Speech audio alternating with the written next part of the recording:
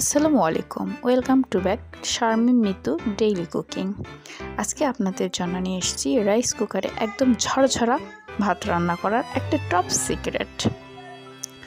দেখা যাচ্ছে আমি 1 পট চাল নিয়েছি, চালটা সুন্দর করে ধুয়ে নিয়েছি।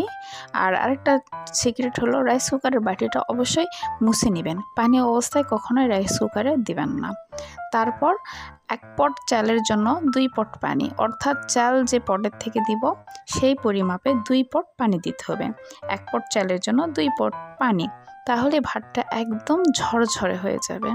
তারপর আমি রাইস কুকারে উঠে দিয়েছি এবং দেখেন কত সুন্দরভাবে বলকটা উঠছে। আর এখানেও একটা টপ সিক্রেট আছে, ঢাকনাটা পুরোপুরি দেওয়া যাবে না, ঢাকনাটা একটু ফাঁকা করে রাখতে হবে যাতে বাহিরের বলকটা বের হয়ে না আসে। আর ফাঁকা করে রাখার জন্য বলকটা ভিতরেই থেকে যাবে। এরপর আমার ভাতটা হয়ে গেছে, হয়তো 15 থেকে 20 মিনিটের মধ্যে আমার ভাত কমপ্লিট। দেখেন কতটা ঝরঝরা স্মুথলি হয়েছে, মাশাল্লাহ। যাই হোক, আমার পেজে সবাই লাইক কমেন্ট করতে ভুলবেন না এবং সাবস্ক্রাইব করবেন। ধন্যবাদ।